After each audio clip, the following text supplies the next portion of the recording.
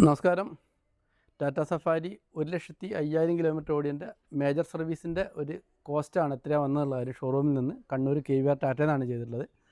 അപ്പോൾ കഴിഞ്ഞത് major service ചെയ്തത് 90,000 കിലോമീറ്ററിലാണ്. അതിനുശേഷം 97,500 കിലോമീറ്റർ ആ സമയത്ത് നമ്മൾ എന്ത് ചെയ്തു, ഒരു ചെക്കപ്പ് ചെയ്യും.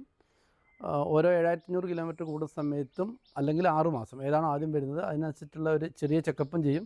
അത് കൂടാതെ മേജർ സർവീസ് വരുന്നത് ഓരോ 15,000 കിലോമീറ്ററിലാണ് വരുന്നത്.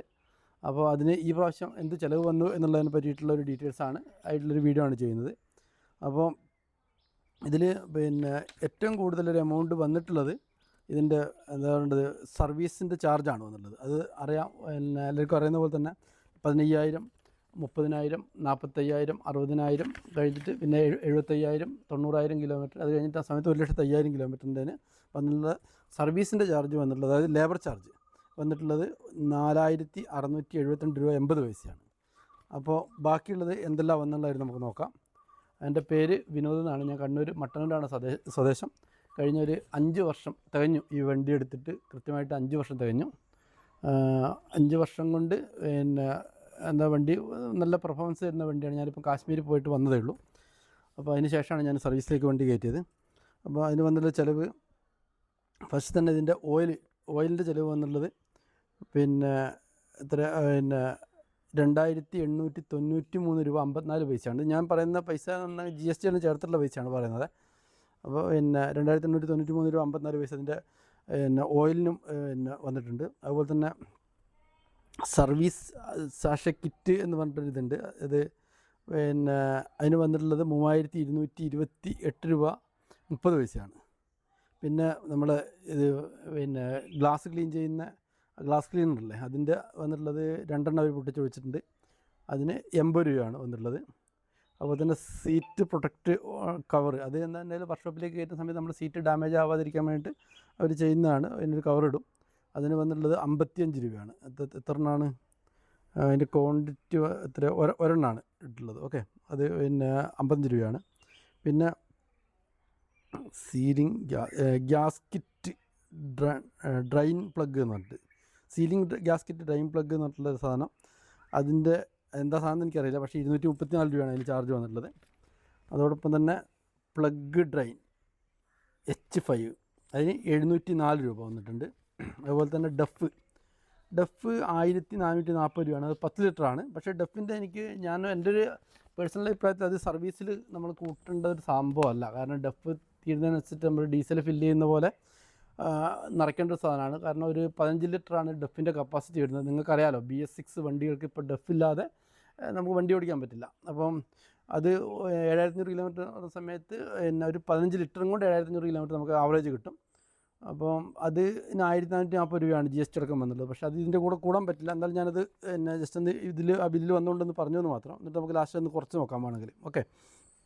അതുപോലെ സ്റ്റാൻഡേർഡ് ചെക്ക് എന്ന് പറയുന്നത് ഇതിന് വേണ്ടിയിട്ട് 200 രൂപ വന്നിട്ടുണ്ട്. അതുപോലെ തന്നെ ബ്രേക്ക് സിസ്റ്റം ചെക്ക് ചെയ്യുന്നതിന്, അത് എല്ലാ മേജർ സർവീസിനാണെങ്കിൽ ശരി, മൈനർ ചെക്കപ്പിനെല്ലാം അവർ ഇത് ചെയ്യുന്നതാണ്. 1,106 രൂപ 25 പൈസയാണ് അത് വന്നിട്ടുള്ളത്. പിന്നെ അടുത്തത് ഇത് AC വെൻ്റ് ക്ലീനിങ്ങും കാര്യങ്ങളും അതിൻ്റെ ഫിൽറ്ററെല്ലാം മാറ്റിയതാണ് ആയിരിക്കും. അതിന് 1,062 രൂപയാണ് വന്നിട്ടുള്ളത്. പിന്നീട് സർവീസ് പ്ലസ് എന്ന് പറഞ്ഞിട്ടുള്ള ഒരിത് വന്നിട്ടുണ്ട്. അതിന് 413 രൂപ. ഞാൻ നേരെ ഫസ്റ്റ് തന്നെ പറഞ്ഞ പോലെയുള്ള സർവീസ് ചാർജ് 4,672 രൂപ 80 പൈസയും. അങ്ങനെ ടോട്ടൽ വന്നിട്ടുള്ള പൈസ എന്ന് പറഞ്ഞാൽ 13,634 രൂപ 66 പൈസയാണ്. അതിൽ ടാക്സ് വന്നിട്ടുള്ളത് 2,554 രൂപ 24 പൈസയാണ്. അങ്ങനെ ടോട്ടൽ എമൗണ്ട് വന്നിട്ടുള്ളത് അതിൻ്റെ ലേബർ ചാർജ് ഉൾപ്പെടെ ടോട്ടലായിട്ട് വന്നിട്ടുള്ളത് ഇതിലെഴുതിയിട്ടുണ്ട്. ഫൈനൽ ലേബർ ഇൻവോയ്സ് എമൗണ്ട് എന്ന് പറഞ്ഞിട്ട് 7,454 കാണിക്കുന്നുണ്ട്. അങ്ങനെ GST എല്ലാം കൂടെ കൂട്ടിയിട്ട് നമുക്ക് വന്നിട്ടുള്ള എമൗണ്ടാണ് 16,089 രൂപ. ഓക്കെ, അതപ്പോൾ അത് ഒരു വലിയൊരു എമൗണ്ടാണ് എന്നുള്ള 9% GST എന്നുള്ളത്. അപ്പോൾ ഇത് അത്ര വലിയൊരു എമൗണ്ടാണെന്ന് എനിക്ക് തോന്നുന്നില്ല. കാരണം സാധാരണ ഞാനിത് ചെയ്യുന്ന സമയത്തല്ല എനിക്കൊരു ഈ 15-നും 18-നും ഇടയ്ക്കുള്ളൊരു എമൗണ്ടാണ് ഈ മേജർ സർവീസിന് വരാറുള്ളത്. നോർമൽ സർവീസിന്, അതായത് പീരിയോഡിക് ചെക്കപ്പിന് വരുന്നൊരു പൈസ എന്നുണ്ടെങ്കിൽ 3,000 രൂപ മുതൽ 4,500 രൂപ വരെയാണ് ആ സമയത്തുള്ള അവർ ചാർജ് വരാറ്. ഓക്കെ. അപ്പോൾ പിന്നെ പിന്നെ അത് മാത്രമല്ല, ഇതിൽ വേറൊരു രസം എന്താണെന്നുണ്ടെങ്കിൽ വേറൊരു ഈ നമ്മൾ കറക്റ്റായിട്ട് സർവീസ് ചെയ്യിക്കുകയാണെന്നുണ്ടെങ്കിൽ വേറൊരു കംപ്ലയിൻറ്റും വണ്ടിക്ക് വന്നിട്ടില്ല എന്നുള്ളതാണ്. ആകെ ഇതിന് വന്നിട്ടുള്ളൊരു പ്രശ്നം എന്നുണ്ടെങ്കിൽ, പിന്നെ ഞാനിപ്പോൾ ഓരോ വീഡിയോസ് ഇടുന്നതിൻ്റെ ഭാഗമായിട്ട് ആളുകൾ പേഴ്സണലായിട്ട് വിളിച്ച് ചോദിക്കുന്നുണ്ട്, അതുപോലെ തന്നെ മെസ്സേജിലും ചോദിക്കുന്നുണ്ട്. ആകെ എനിക്ക് പേഴ്സണലായിട്ട് വന്നൊരു വിഷയം എന്ന് പറഞ്ഞിട്ടുണ്ടെങ്കിൽ ഇതിൻ്റെ AC-ൻ്റെ മോട്ടർ കംപ്ലയിൻ്റ് ആയിട്ടുണ്ടായിരുന്നു. അത് 80,000 കിലോമീറ്റർ ഓടിയതിന് ശേഷമാണ്, 80-85 കിലോമീറ്റർ എങ്ങനെ ഉള്ളിലാണ് അങ്ങനെ ഒരു പ്രശ്നം വന്നത്. അതിന് ആ സമയത്ത് എനിക്ക് പിന്നെ അതിന് വന്നൊരു കോസ്റ്റ് എന്നുണ്ടെങ്കിൽ 24,000 രൂപയാണ്.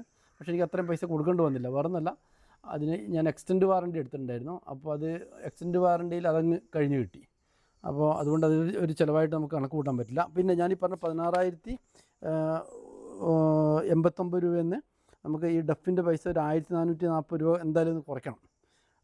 കാരണം അത് ഇതിൽ ഞാൻ തൊട്ടുമുമ്പ് പറഞ്ഞ പോലെ ആ ഒരു എമൗണ്ട് വരില്ല. അപ്പോൾ അതിനൊരു 1,400-1,500 രൂപ കുറയ്ക്കുന്ന സമയത്ത് നമുക്ക് ബാക്കി വരുന്ന എമൗണ്ട് എന്ന് പറയുന്ന സമയത്ത് ഒരു 14,500 രൂപയാണ് ഇതിൻ്റെ ഈ 15,000 കിലോമീറ്റർ ഓടുന്ന സമയത്ത് നമുക്ക് വേണ്ടുന്ന ഒരു ചിലവ്. അപ്പോൾ എനിക്ക് 1 കിലോമീറ്റർ ഓടുന്ന സമയത്ത് ആ ഒരു കണക്ക് നോക്കുകയാണെന്നെങ്കിൽ ഒരു രൂപയായിരിക്കും ഇത് സർവീസ് കോസ്റ്റിന് വേണ്ടിയിട്ട് നമുക്ക് സഫാരിക്ക് വേണ്ടിയിട്ട് മാറ്റി വയ്ക്കേണ്ടത്.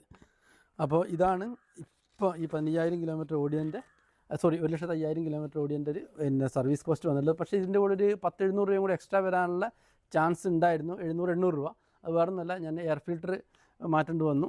അത് ഇവിടെ നിന്നല്ല മാറ്റിയത്, ഞാനത് പിന്നെ കാശ്മീരിൽ വെച്ചിട്ട് വണ്ടിക്ക് ബ്രേക്ക് വാണിംഗ് ലൈറ്റ് കത്തിയതിൻ്റെ ഭാഗമായിട്ട് അതിലൊരു 114 രൂപേൻ്റെ ബ്രേക്ക് ഓയിൽ ഒഴിച്ചിട്ടുണ്ട്. അവിടെ നിന്ന് തന്നെ അവർ പറഞ്ഞു ഇതിൽ അത്യാവശ്യം പിന്നെ കച്ചറയായിട്ടുണ്ട്, എയർ ഫിൽറ്റർ എയർ അടിക്കാൻ വേണ്ടി മാറ്റുന്നതാണോ നല്ലത്, പിന്നെ മാറ്റണോ വേണ്ടുന്ന സമയത്ത് ഞാൻ അവിടുത്തെ സീനിയർ ടെക്നീഷ്യനായിട്ടുള്ള മുനീറിനോട് ചോദിച്ചപ്പോൾ ആൾ പറഞ്ഞു മാറ്റുന്നതാണ് നല്ലത് എന്ന് പറഞ്ഞു.